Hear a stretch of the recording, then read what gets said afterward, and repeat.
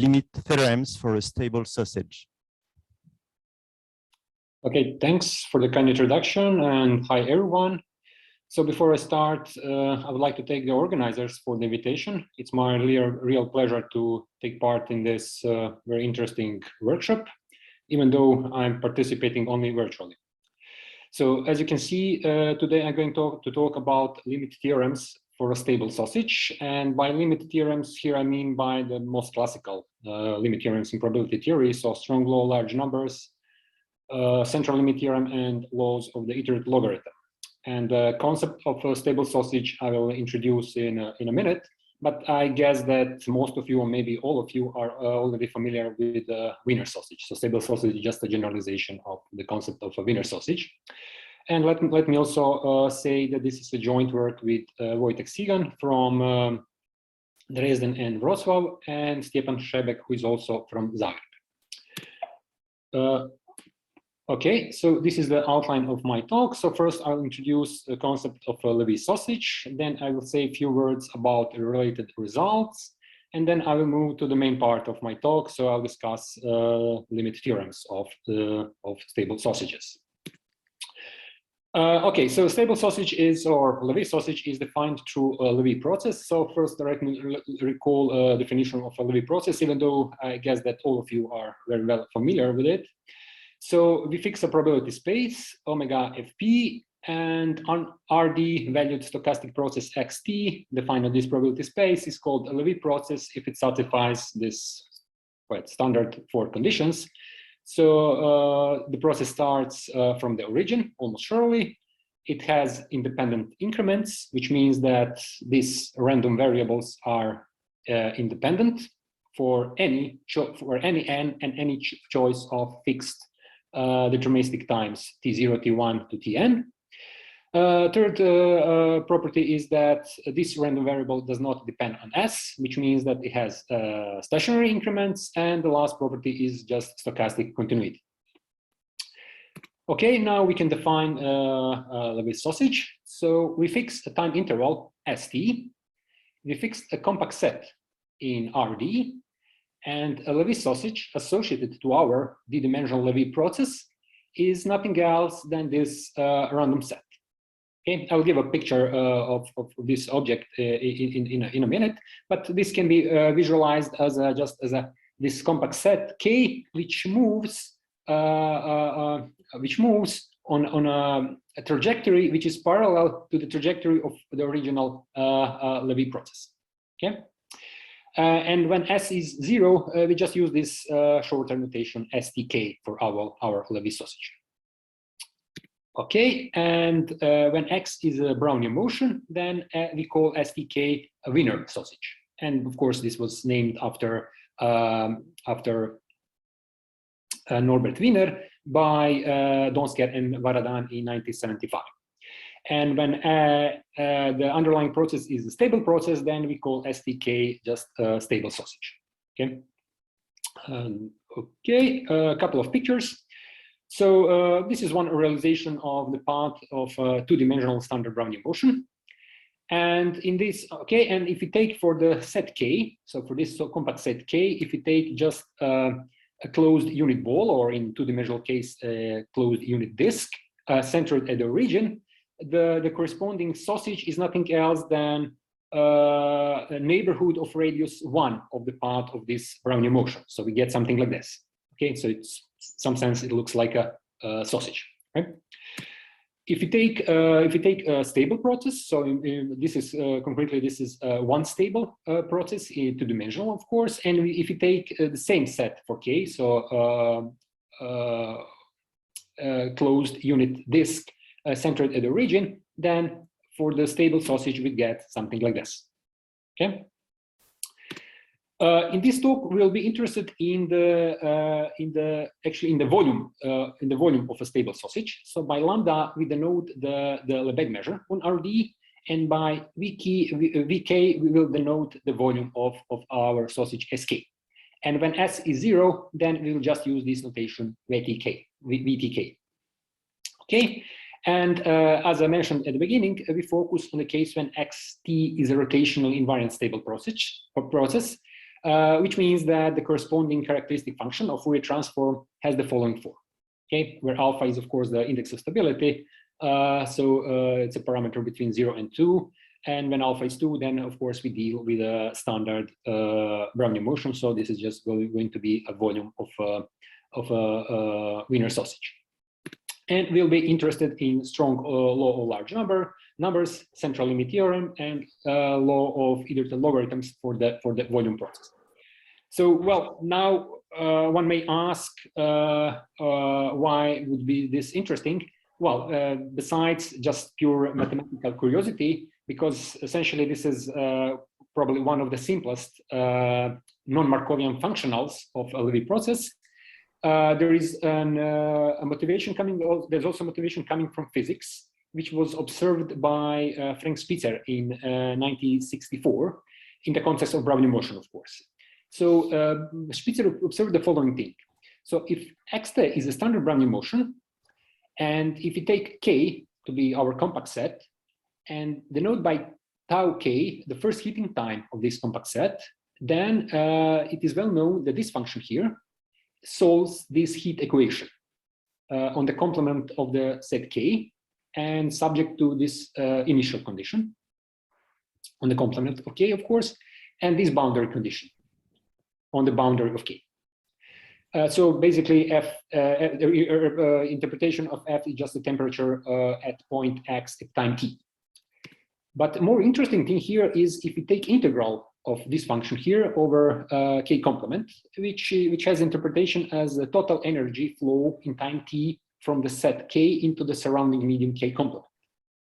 And what Spitzer observed is that if we take expectation of the volume of the Wiener sausage at time t, then this is equal to this integral, which of course equals to this.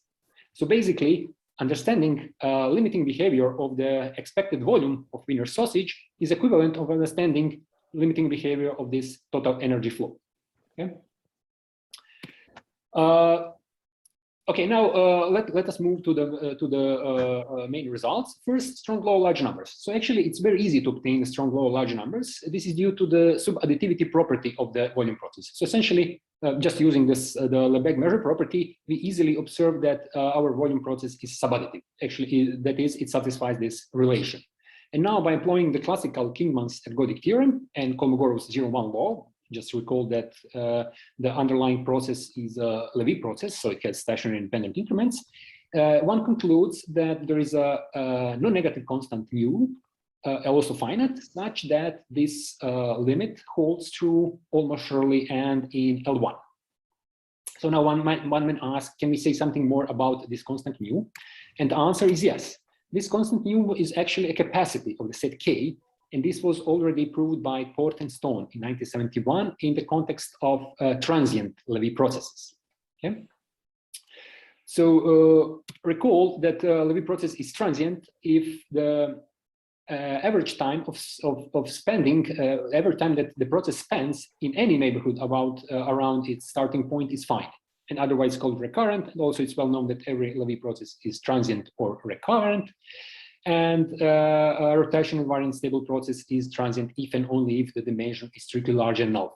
So in particular, we know that Brownian motion is transient if and only if the dimension of the space, standard Brownian motion, of course, if the dimension of the space is greater or equal to 3. Okay, and also let me recall the definition of the capacity. It also has a physical interpretation. So the capacity is defined in the following way. So in the context of the transient Levy processes. So for each bounded set B, or L set, of course, one can show that there is a finite measure mu B, which is supported on the closure of the set B, such that this relation here holds for any Borel set C. And now the total mass of the closure of the set B under this measure mu B is called zero capacity or Newtonian capacity of the set B, and it's denoted by cap B. And intuitively, it is the amount of the heat to be supplied to B to produce a unit change in its temperature, which is in context of the example I mentioned earlier, so which is due to Spitzer. This limiting behavior in the context of stable Levy processes was already shown by Getour in 1965, of course in a transient case, where he also investigated first-order asymptotics of this difference. Okay, and later Port generalized these results where he considered second-order term in this expansion. In the context of Wiener sausage, this was observed. This was considered by Spitzer and Wittmann in 1964, and their results were later generalized by Legal in 1988. Let me also remark that they didn't only consider the case of transient Brownian motion, so dimension greater or equal to 3, but they also considered the dimension when d is 2. So then Brownian motion is recurrent, but in that case, the scaling in the strong low large number is not anymore linear. It's not t, but it's t over log t. Okay. Then in 1975, Donsker and Varadhan established a large deviation principle for the volume of again of rotation invariant stable sausages. Then this was in some sense extended by Eisel and Lang to a Brownian motion with drift, and to a class of elliptic diffusions by Schneidmann. Moderate deviation principle of volume of a Wiener sausage was considered by Bolthausen, then Hollander and Vandenberg in 2001, and finally Gao and Wang in 2011 established Khintchine's and Chung's laws of iterated logarithm for the volume process of a Wiener sausage in dimension greater or equal to 4. Our starting point were this was this result by Legal in from 1988, where he showed these three central limit theorems for the Wiener sausage. So he showed that there is a constant sigma k, which depends only on the underlying compact set k, which is of course strictly positive, such that in dimensions greater or equal to 4, we have this central limit theorem. Okay, observe this is well, we have a classical scaling here, and also the limit is normal. In dimension 3, we still have a normal limit, but the scaling now is different. So now we divide by t log t.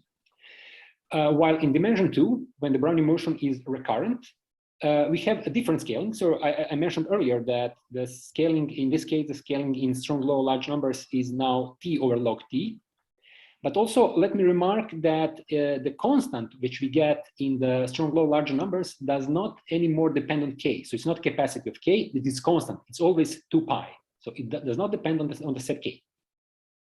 And also in the central limit theorem, the scaling is of this form. And in the limit, what one gets is something like this. So it's some constant which depends on k minus 4 times pi squared times gamma, where gamma is a random variable which is given in terms of local times of the Brownian motion. Okay.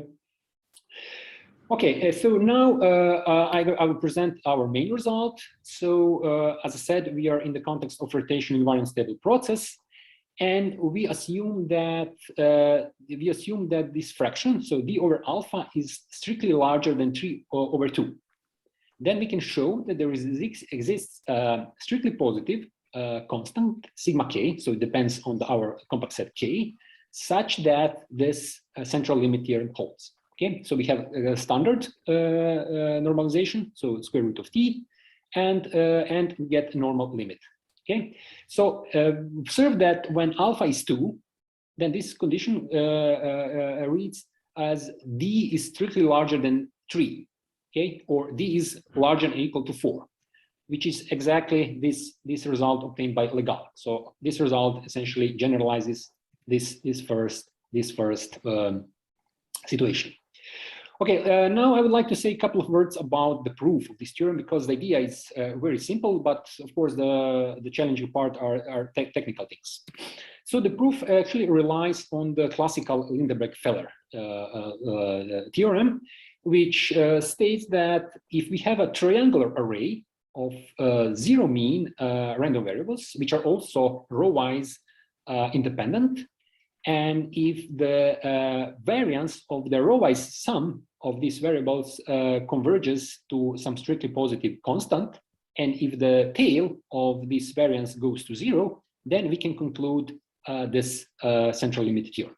Okay, so basically our proof for the central limit theorem for the stable sausage will rely on this lemma.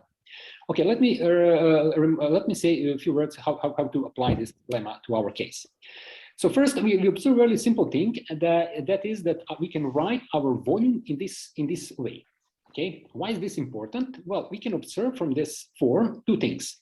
So first, this first random element is first random element, and the second one are independent, which is important.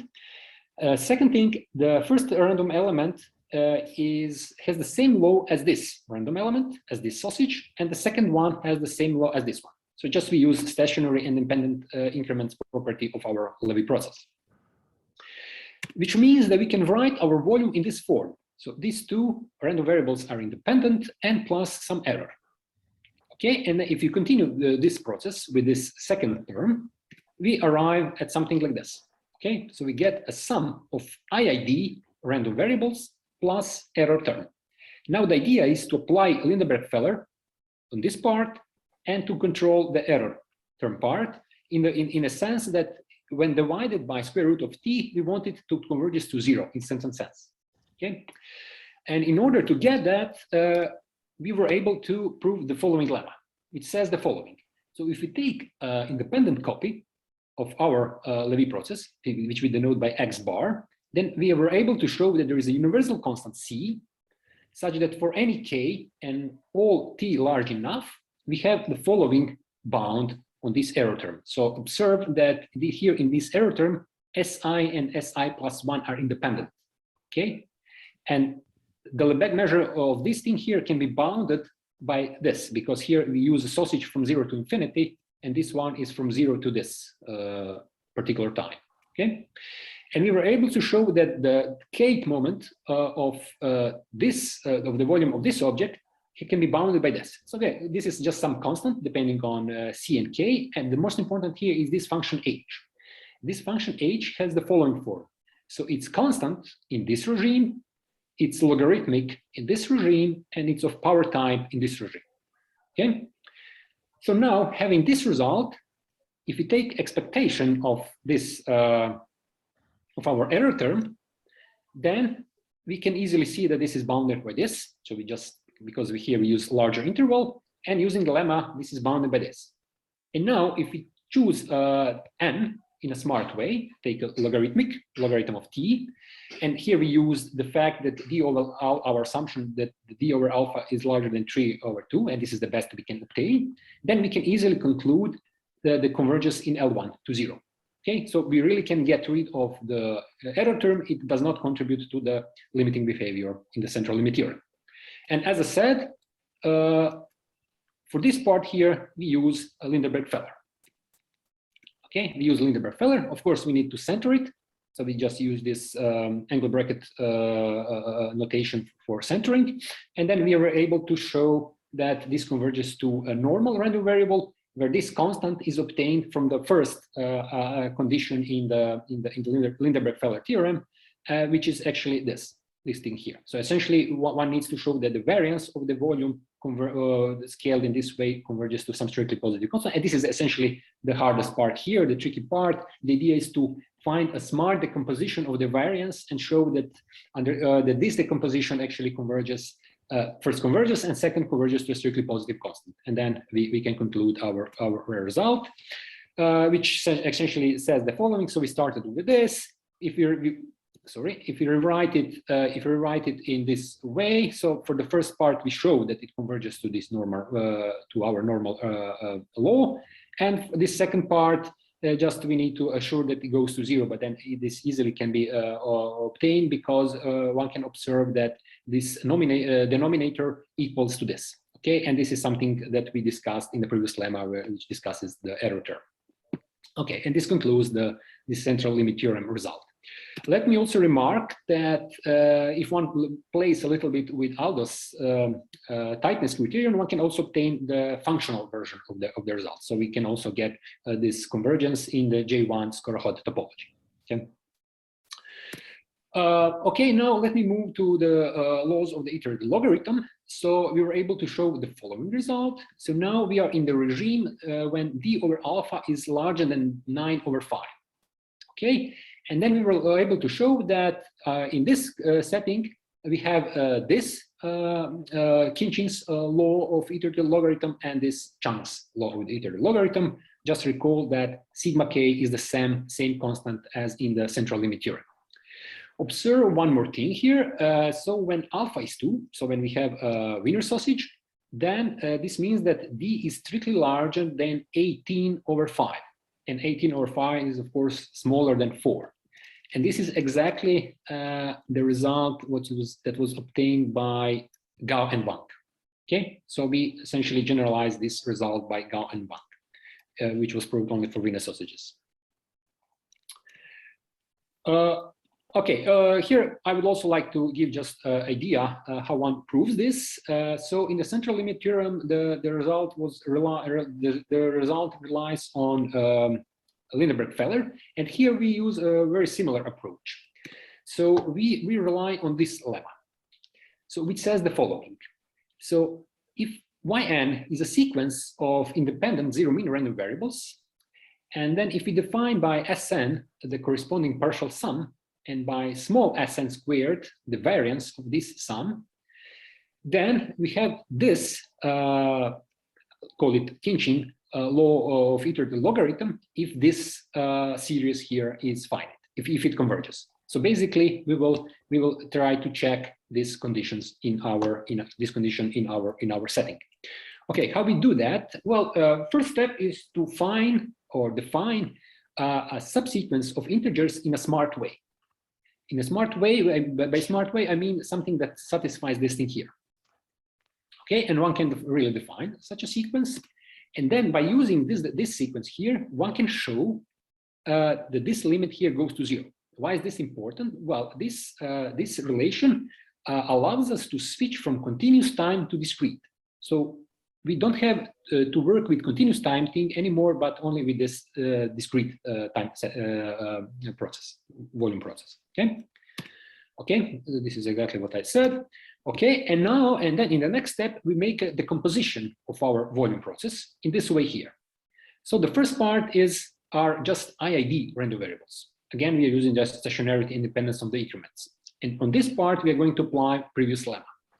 And the second part is just, again, is an error term, which again, we need to control in a sense that if we divide this error term by this square root, we want that it goes to 0 in a certain sense. Okay. And essentially, this will be the part, okay, as I said, so the first part we use lemma, and the second part we want that this goes to 0. And here, actually, this is the part where the moment or part where we need the assumption that d over alpha is strictly larger than the 9/5. Basically, the idea how one proves this is a combination of Borel-Cantelli, Chebyshev inequality, which means that we don't deal anymore with this object, but with the variance of this object. And then again, one needs to find a smart way how to decompose the variance in order to show that this limit really goes to 0. Okay, it's always about the variance of this object in some sense. Okay.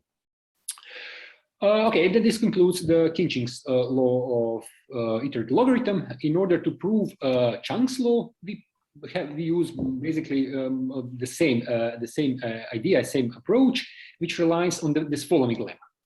So, which is more or less very similar to the previous one. So it says that if yn is a sequence of independent zero-mean random variables, and if we denote by capital Sn the corresponding partial sum, and by small Sn squared the variance of the partial sum, and if the variance of the variable yn has this asymptotic behavior, and if this sequence is uniformly integrable, then one can show that this limit here show this Chung's law of iterated logarithm. Okay, so basically we want to apply this lemma. An approach is very similar as in the Khintchine's situation. So basically we again use the same sequence. Then we again are able to show something similar to this relation, which allows us to switch from a continuous time process to discrete time process. And then we again use the same decomposition. On this first part, we apply the lemma I just showed to you. And on the error term part, we show that when it's appropriately scaled, it goes to 0. So it does not contribute to the limit. And this basically then concludes the Chung's law of the iterated logarithm. Okay, and just to conclude my talk, let me just recall that when we show the central limit theorem, when d over alpha is strictly larger than 3/2, which means that in this regime remains as an open question. So the behavior in this regime is an open question. And similarly, in the laws of the iterated logarithm case, we show the result when d over alpha is strictly larger than 9/5. And this regime here now again remains, or behavior in this regime remains as an open problem, open question. Yeah. So I would like to stop here and thank you all for your attention. Thank you. Perfectly on time. So are there some questions?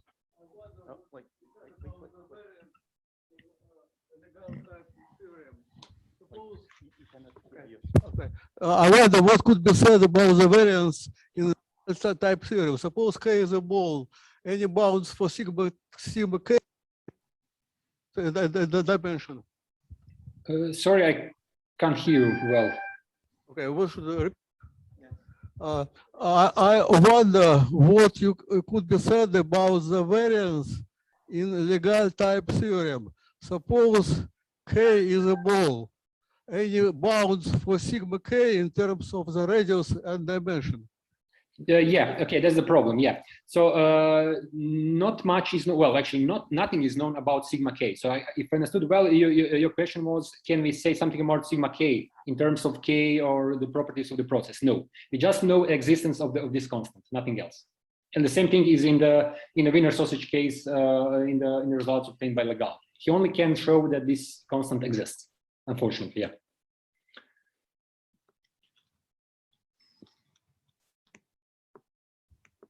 Yeah, just maybe another question. The assumption of rotationally invariance, does it play a role on the geometry of the set, or is it just a technical assumption? It's just a technical assumption which we use in these technical things. So basically, more or less all the properties one can are also valid in all the things one can describe also in the Levy process case, general Levy process case. But once you come to the technical things, the computations, then it really helps that you have a rotational invariant stable process. Yeah. So as I said earlier, so some results for Wiener sausage are also obtained for non-symmetric case, for example, for Brownian motion with drift, for diffusions, etc. But yeah, much more challenging and difficult. Yeah.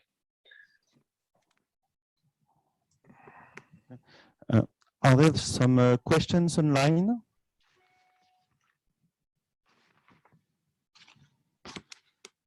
No, don't be shy. Can I ask one question? Okay. Go ahead. So the analog of Legal's result in the stable case, I mean, in dimension 3, for instance, or 2. This is open. As I said, this is open. Yeah. Yes. I was wondering if you could explain, because you have a decomposition of independent stuff plus the error.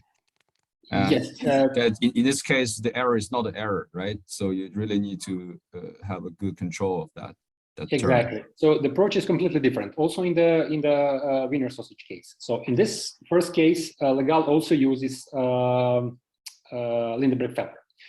For these two cases, the approach is completely different in the sense that one uses the scaling property of Brownian motion. So basically, what one does, it's you don't consider a volume process on the interval 0, 2, but you put, so the property of Brownian motion Bt is equal in distribution as square root T B1, right? So basically, you transform your volume in the volumes of your sausage. Now you don't consider your sausage anymore on the interval 0, 2, as I said, but on 0, 1, and this scaling comes in front. And you also need to rescale your compact set. But you rescale a compact set in a way that now when t goes to infinity, the volume of the compact set or the size of the compact set goes to 0. So basically, you're considering essentially equivalent problem, but technically much easier problem. When you scale it in a way that t goes with a negative exponent, just some sense, yeah. So basically, the same approach is for dimension 2 and t. And then in this situation, then you can show some technical result, which unfortunately do not hold when you don't do that. So there's the main, okay. And of course, the Lindenberg-Feller does not allow you to use different scalings essentially. Okay, thank you very much. You're welcome. So thank you. If there's no more questions, we can thank Nikola again.